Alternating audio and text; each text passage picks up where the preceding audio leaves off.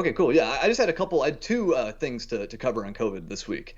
One, we have been talking a lot about booster shots in the show quite a bit lately. Biden had already made this big announcement where he's saying that all Americans should get a third shot within 8 months of their second dose. They're saying that the vaccines are losing effectiveness. You have to, take a third shot. And I And he even put, believe he said it's simple. You get a third shot 8 months after your second. Like that, yes. that is what he said verbatim. Not, maybe it might be a good idea to one day get a third booster shot if you're in a high risk group. Oh no, no, straight up. He said all healthy adults, everyone, universally, everyone should start getting their third doses beginning on September 20th. He even put a hard date on it. And then, yes, also said specifically 8 months after your second dose, that's when you should start getting your third. And I initially found that announcement kind of odd because it came before the FDA had given any formal backing to universal booster shots. I think at the time they had approved them for people with compromised immune systems, but Biden's talking about everybody. And at the time, the FDA and the CDC and the HHS and all the health agencies, they did nonetheless come out with this big joint statement and they backed Biden's plan.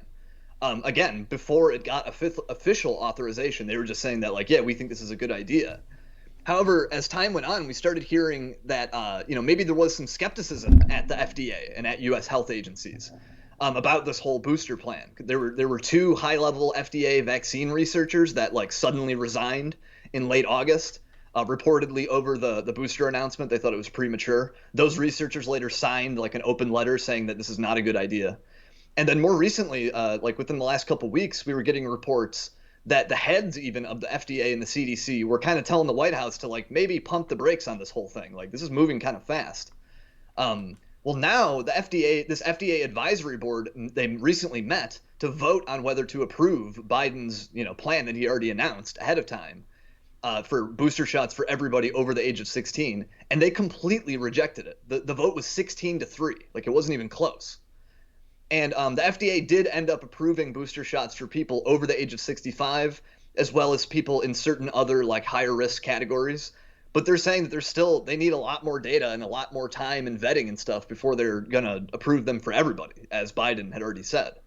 I just find this incredible. Like, why would Biden announce this booster rollout before the FDA approved it? And why would he put a hard date on it like that?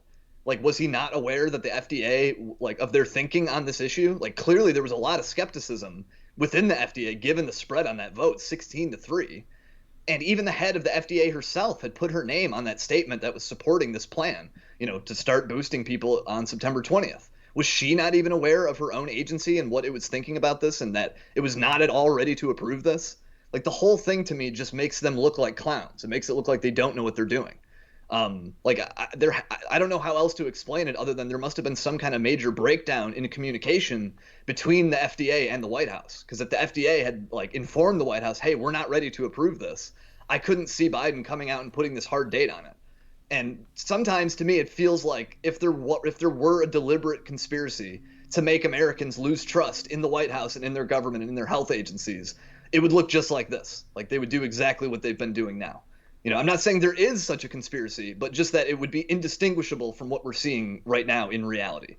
So that's basically all I had on boosters. At least for now, the FDA is not going to be administering booster shots to all Americans over the age of 16. That may happen at some point eventually, but the FDA is signaling that it is kind of skeptical about this. Yeah. So I did have one other thing, but I'll let you hop in if you had anything to add Yeah, to that. no, so I actually had a particular, because I saw Dr. Fauci essentially ask this question, and I thought it was going to be a tough question for him because of how critical he has been of Trump, and this seemed like a place where Biden, for whatever reason, was like kind of out ahead of the FDA. And Right. Anthony the Fauci science, right? So this seems to be like, by like, and it's not impossible for Biden to be wrong on, what I mean? Like, Of in course. a way, like, fallibility makes people a little bit human. Maybe that's, appealing to Biden for some people, right? Like, he is certainly not a perfect man. Like, nobody can say that about him, right?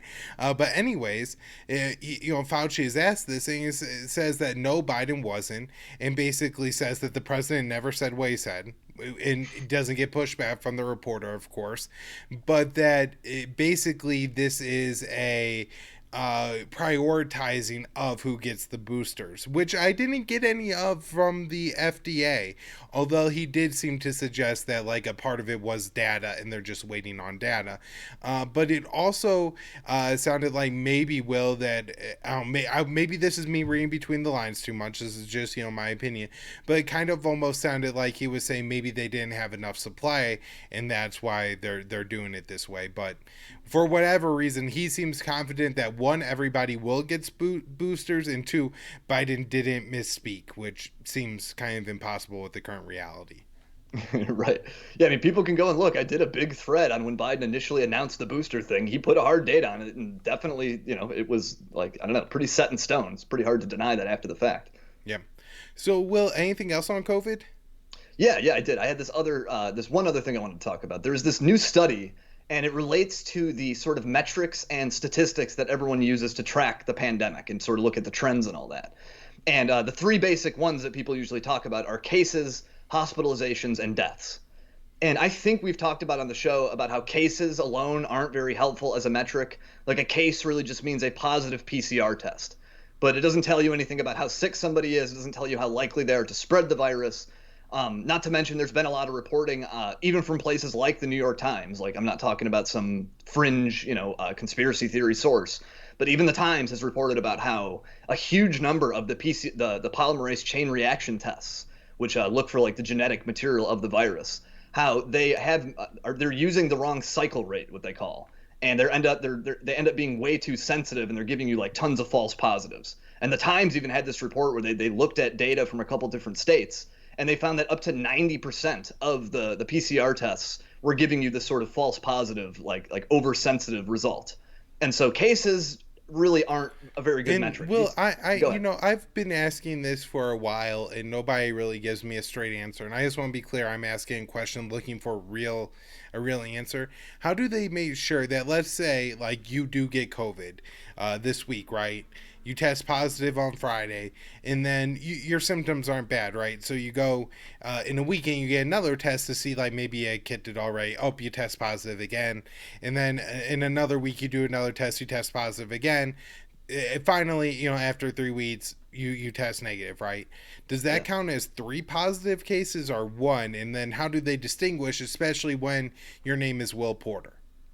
I'm pretty sure it's the former. They count it as three tests, which is another reason, or excuse me, three cases, which is another reason why cases are such an unreliable metric. Because yeah, a lot of people test and retest and retest and keep doing it. Some people have to do it for their job, and so every time, say, like you said, some guy has COVID, he tests three times while he still has the virus, and he's still positive all three times, and that's going to be counted as three separate infections in the case counts. And so again, this is, adding up a bunch of bad data. Like, it's not going to, relying on those numbers is not really going to be good to guide your policy decisions. And so for those reasons and others, hospitalizations and deaths have always been considered better metrics to go by, because at least then they're capturing some like severity of the illness. However, that is where this new study comes in. These researchers in Boston tried to break down the hospitalization data into sort of like more detailed categories to understand it better. And they found that pretty much all along since March 2020, which is about when COVID hit in the United States, huge numbers of people being hospitalized, supposedly for COVID, were actually admitted for an entirely different reason. Or they were only diagnosed with COVID after they arrived and they showed no symptoms. Like, that's not why they went to the hospital. So between March 2020, when COVID basically hit in the US, and January of this year, that number was 36%. 36% of people who were counted in the hospitalized with COVID category were there for either other reasons or they had no discernible symptoms. However, more recently, between January and June, that trend has become even more pronounced, where now nearly half, or 48%, of all COVID hospitalizations aren't really there for COVID at all. Like, typically you would think, when you think of a COVID hospitalization, you imagine somebody who is very sick from the virus, who is in the hospital because of the virus. Right. But that is not the case at all. Like, so all along we've been looking at these numbers as if they tell us something meaningful, as if they tell us like who is sick and how sick people are. But really, it's been very misleading because these numbers get skewed given, all the things that I just explained. Now, Also, even I if it is just like, even if you go into the hospital, like you break your leg, go to the hospital, and then get COVID in the hospital, that seems pretty different than a community infection, right? So even right. if you're in the hospital with a serious case of COVID, if you didn't show up there because of COVID, it seems like that just would be important information for people to be able to have. Right. Also, I'm just curious. So, like, let's say, with it, as concerned as everybody is about COVID, somebody goes to the hospital with COVID because they have COVID, but they're not like in anywhere near a state where they need to be hospitalized, right? Right. But at the I mean, there's plenty of like this happens. Like, I'm sure I've gone to the hospital before, like when I had a serious case of the flu and I didn't really I probably didn't actually need to be there or whatever like that. Like that Right. happens. And so does that count as a hospitalization, or if people are like not admitted, that's not on the numbers? I'm not totally sure how they're categorizing all that stuff. However, Okay. another thing I wanted to point out about like the ICU numbers, like, because that's another metric that people look at that might actually be a little more helpful because now we're getting into severity of illness and, like, if you're in Yep. the intensive care unit, that is, I don't know, a pretty strong indicator. However, even there, you still have a similar factor. Why are they in the ICU? Were they diagnosed with COVID after and they showed up with some other symptoms? And then, of course, there's a similar kind of like consideration with deaths as well, like determining whether somebody merely died with COVID from some other cause or whether COVID itself was the cause. Because, like, the death tallies, I don't think account for that either. And there have actually been some rare cases that end up in media where, like, a guy literally dies from a gunshot wound, but because he had previously tested positive for COVID, he's added to the COVID death count. And, like, there have been cases where, like, the health officials say, oh no, we've revised the numbers, that was a mistake. But, like, I'm curious just how much that is happening, how many people are dying from completely other causes, but because they had previously tested positive for COVID, they're being counted as a COVID fatality. And if there is similar research into that, I have not come across it, but I would be very curious to see, like, a breakdown, like the way that these Boston researchers broke down the hospitalization numbers. I would like to see that also deaths. I've seen some people that have put forward it, but not anything that you could share officially on Twitter. You know what I mean? Like it hasn't Right. come from like the Atlantic or the Washington Post, unfortunately, and that's essentially what you need to have like an actual conversation about this. If it's from, like even like people do good data analysis on like Medium or I don't want to Yeah. say some of the other names because I feel like it'll get the show in trouble. But like just because like even websites are on sometimes doesn't mean like you can't like they don't produce good data that yourself could read and interpret and stuff like that.